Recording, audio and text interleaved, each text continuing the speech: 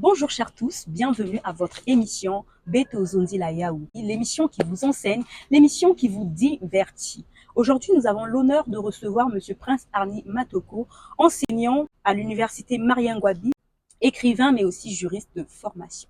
Nous allons discuter de ses expériences, de son parcours, mais surtout de ses écrits. À tout de suite. Bonjour Monsieur Matoko.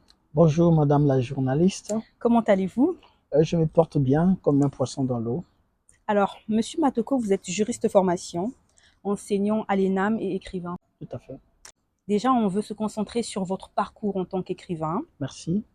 Sur quelle thématique écrivez-vous souvent? Est-ce le drame, la romance, ou vous vous inspirez de toutes sortes de thématiques? Alors déjà, il faut commencer par dire qu'il est très difficile pour un écrivain de choisir une thématique d'excellence donnée, mais c'est en fonction de l'inspiration.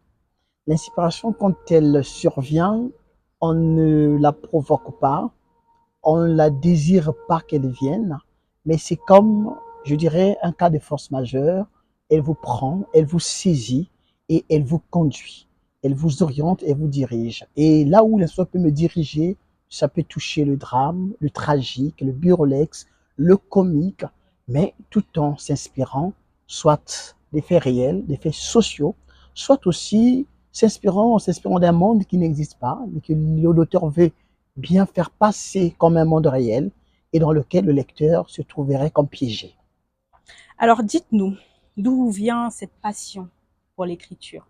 Alors c'est une très bonne question et c'est une question qui me permet aussi à répondre à d'autres questions que les gens me posent. Pour moi, la passion, elle a pris naissance au corps depuis l'école primaire. Elle a connu une forme de grandeur à partir du collège, mais elle a atteint la hauteur à partir du lycée et jusqu'à l'université. En un mot, c'est une passion qui me dévore depuis que je suis tout jeune et que j'ai nourri à travers plusieurs lectures de plusieurs auteurs, de plusieurs livres à travers le monde. À quand remonte votre premier livre? Mon premier livre remonte en 2016. Quand je parle du premier livre, c'est celui que j'ai publié et qui a vu le jour à travers la chaîne éditoriale. C'est en 2016. C'est un recueil de poèmes intitulé Mélodie des larmes. Mais je dois vous avouer que la même année, j'ai publié 4 livres, coup sur coup. Donc, ce qui m'a permis d'avoir la même année 4 livres sur le marché littéraire et culturel. Quelle est la première des choses, selon vous, qu'un écrivain doit apprendre avant de se lancer dans l'écriture? Bonne question, ça peut même constituer une forme de masterclass, ça faut l'avouer. La première des choses qu'un écrivain doit apprendre, c'est d'abord savoir lire et écrire. Or, savoir lire et écrire nécessite qu'on ne reste pas dans une forme de vase clos ou en autarcie intellectuelle, mais on doit s'ouvrir vers le monde, s'ouvrir vers d'autres cultures, s'ouvrir vers d'autres civilisations, s'ouvrir en lisant des grands auteurs. Ils sont des auteurs qui nourrissent notre esprit, notre âme, notre mémoire et notre cœur. Et c'est en fonction de la somme de toutes ces lectures que l'écrivain peut enfin être armé des moyens et des outils nécessaires pour écrire et pourra pas un jour chercher sa propre voix originale. Jusqu'ici, vous avez écrit combien de livres? J'ai 10 livres à mon actif. Alors, comment maintenir l'inspiration alors qu'on a déjà eu à écrire plusieurs livres? Le maintien ou la fréquence de l'inspiration, quand je le dis tantôt, ça dépend d'abord de la passion qui vous dévore, mais surtout aussi de la lecture constante, fréquente, permanente, qui doit être nourrie à travers les livres. Je le répète, l'inspiration, on ne la force pas. Parfois, il nous arrive d'avoir une période de sécheresse d'inspiration, mais l'écrivain, c'est comme tout artiste. Il suffit qu'il se retrouve devant un choc, un fait, et qui constitue un déclic, et il se met à écrire. Donc pour moi, il faut maintenir l'inspiration à travers le contact avec le livre, le contact avec la société, le contact avec l'humain, parce que c'est l'humain qui est au centre même de notre préoccupation et notre projet d'écriture. Et quelles sont les difficultés que vous avez rencontrées jusqu'ici en tant qu'écrivain? Les difficultés sont nombreuses et ces difficultés peuvent se résumer, si je peux me le permettre, à travers l'absence, je dirais même l'insuffisance des maisons d'édition qui se trouveraient d'abord ici au Congo, ce qui fait que la plupart des écrivains, dont moi également, sont obligés d'aller faire éditer leurs livres à l'étranger. Or, éditer un livre à l'étranger nécessite, ma foi, les moyens financiers conséquents. D'où il y a aussi des difficultés d'ordre financier. Il y a aussi des difficultés d'ordre logistique, parce qu'une fois que le livre a traversé toute la phase de la chaîne éditoriale, il faut bien qu'il soit commandé et qu'il vienne ici dans notre pays pour qu'il soit mis à disposition du public. Or, il faut un transporteur. Voilà une autre difficulté logistique et financière. Mais au-delà de ces difficultés à la fois éditoriales, matérielles, financières, il faut reconnaître que tant qu'on n'a pas la passion et la vocation de l'écriture, il est difficile pour celui qui se prétend être écrivain d'écrire. Donc si nous écrivons, c'est parce que nous avons su comment surpasser, transcender ces difficultés. Il y a la passion, il y a la vocation. Pensez-vous que dans nos pays d'Afrique, mais surtout au Congo, on peut faire de l'écriture un métier qui nous permet de gagner notre vie? Parce que vous avez d'autres métiers à côté. Tout à fait, Vous êtes en dehors d'être écrivain, tout à fait, vous êtes enseignant. tout à fait. Est-ce que le métier d'écrivain peut permettre aujourd'hui à un nombre de subvenir à tous ses besoins? Il faut quand même reconnaître que, en toute honnêteté, c'est un mirage, je dirais peut-être un leurre, de croire qu'on peut vivre de son écriture ici, en Afrique et particulièrement au Congo. Pourquoi je professe cette thèse? Elle part d'un constat. Cette thèse part d'un constat. Le constat est que il y a un désintéressement manifeste, je dirais notoire même, et même triste de la part de la jeunesse et même de la population vis-à-vis du livre et par voie de conséquence de la lecture. De moins en moins, les gens lisent et sont plus tournés vers des moyens de communication plus fluides, plus futiles, tels que les réseaux sociaux, que de passer leur temps en train de lire un livre. Et nous avons l'expérience que les livres qui sont déposés dans les différentes librairies de la place mettent assez de temps pour être écoulés ou vendus. Ce qui fait qu'on ne peut pas vivre de sa plume en Afrique en général et au Congo en particulier, mais nous avons plein espoir qu'un jour les choses pourront être améliorées. Le Congo a plusieurs grands noms dans le domaine littéraire. Alors, quels sont vos modèles congolais en la matière? Modèle. C'est une question extrêmement importante. Dans la vie, si on n'a pas de modèle, on est comme égaré, on se fourvoie dans un labyrinthe sans fond. Et moi, de mon côté, au Congo, j'ai des modèles, peut-être un ou deux. Mais je citerai en passant Tachloutar, dans le cadre de la nouvelle, parce que c'est en lisant Chronique congolaise que j'ai découvert l'art de la nouvelle au Congo. Je citerai également Soula Boutansi dans le cadre du roman, parce qu'il a su bousculer de façon remarquable et remarquée le genre romanesque en apportant quelque chose d'inédit et d'original. Je citerai aussi Henri Lopez, qui pour moi, et aussi c'est un grand nom, mais sans oublier Tika Damsi dans le cadre de la poésie. Ça, c'est au Congo. Mais ailleurs, j'ai aussi des modèles.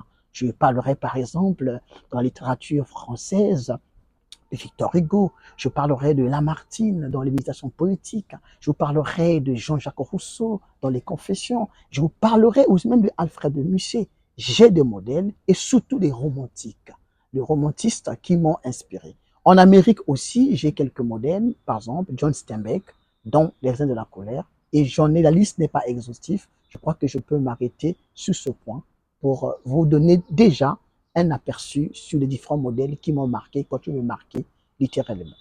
Parlons de vos livres. Selon vous, quel est votre livre qui vous a vite fait éclore dans le paysage littéraire congolais? Alors, le livre qui m'a fait éclore, ça serait d'abord mon premier livre, comme je l'ai dit tantôt, c'est Mélodie des larmes. Mais Mélodie des larmes devait être 3 ans plus tard, éclipsé, ou 2 ans je crois, par La colère du fleuve, et c'est le titre le plus connu. Mais ce titre vient d'être surpassé par mon nouveau titre, qui vient d'être publié en 2024 et que j'ai présenté le 5 juin à l'IFC avec une foule innombrable et qui est intitulé Le livre de ma grand-mère. Parlons de ce livre qui a été dédicacé le 5 juin dernier à l'Institut français du Congo devant plus de 300 personnes. Quel a été le secret de la réussite de cet événement? Vous voyez, je suis en train de formuler un petit sourire agréable sur mes lèvres. Alors, le secret, la question qui a été posée aussi à l'IFC, j'ai dit, le secret, c'est que dans la vie, il faut savoir toujours offrir son sourire à ceux qui en manquent, à ceux qui en ont besoin. Parce qu'un sourire offert avec beaucoup d'amour et d'affection peut nous ouvrir des portes un jour de bonheur et du succès. Et c'est partant de cette anecdote que j'ai répondu, et je réponds également ici, que c'est parce que j'ai su comment construire mon amitié avec des gens et qui m'ont accompagné dans le processus de la communication, de la promotion, parce qu'on a mis en place toute une politique ou une stratégie qui, à l'époque, n'était pas encore mise en place, parce qu'au départ, de façon traditionnelle, les écrivains préfèrent communiquer à travers les affiches, les invitations sur Facebook, mais nous, à côté de ces moyens traditionnels, une autre stratégie, c'est ce qui a consisté à mettre en place les vidéos des gens, des femmes et des hommes se sont prêtés volontaires et volontiers à m'accompagner en réalisant des vidéos dans lesquelles ils invitaient le public à venir massivement répondre à cette grande cérémonie littéraire culturelle. Et nous avons été surpris par la foule qui, dès 15h30, avait plus de place à l'IFC. Parlez-nous de votre grand-mère. Qu'avez-vous vécu avec Ma elle? grand-mère, cette femme qui pour moi est la plus grande influenceuse que j'ai jamais connue. Elle ne ressemble nullement à celle qui se déhanche à travers les réseaux sociaux, à travers TikTok. Mais c'est cette femme qui est analphabète, bien entendu, mais qui a compris à un moment donné la nécessité absolue de nous inculquer des valeurs. Vous voyez que l'éducation n'a rien à voir avec le fait de savoir lire et écrire. Mais l'éducation, c'est une question de valeurs. Et cette femme m'a inculqué des valeurs de paix, des valeurs de sociabilité, des valeurs d'humanité, d'humanisme, des valeurs de justice, des valeurs de bon vivre ensemble. Et elle m'a forgé à ce que je devienne un jour un homme dans la société. Voilà pourquoi, puisque j'ai été élevé par ma grand-mère dans une très grande partie et qui m'a inculqué des valeurs, qui m'a soutenu, je n'ai pas hésité quand il fallait pour écrire un livre qui serait à son honneur. D'ailleurs, ce livre devait être le premier livre à être publié, parce que je l'ai écrit tout le long presque de ma vie. Je me souviens, comme c'était hier, que les premières pages de ce livre ont été écrites quand je suis entre la classe de 4e et de 3e. Et tout le long de mon cursus, à la fois au lycée et à l'université, j'ai écrit ce livre qui est apparu en 2 tomes et qui fait pratiquement plus de 500 pages. Et où est-ce qu'on peut trouver ce livre et les précédents d'ailleurs? Alors, la plupart de mes livres actuellement sont en rupture de stock dans les différentes librairies. Néanmoins, il y a une autre solution. Vous pouvez cliquer sur Google Prince Arni Matoko et les différentes pages vont apparaître qui montreront mes livres et les liens des sites dans lesquels on peut acheter mes livres, notamment dans les grands sites tels que Amazon, ainsi de suite. Mais dans le livre de ma grand-mère, il a été épuisé le jour de la présentation. Là, s'il plaît à Dieu, d'ici la semaine prochaine, je vais procéder à une nouvelle commande et ceux qui sont intéressés peuvent me contacter au 06 976 91 18 et une fois le livre arrivé, ça leur serait livré gratuitement. Un conseil à cette jeunesse qui va certainement regarder cette vidéo? Un conseil. Le seul conseil que je voudrais prodiguer à la jeunesse congolaise, en particulier africaine en général, c'est de pouvoir s'élever. S'élever par la connaissance, s'élever par la culture, s'élever par l'amour du travail bien fait.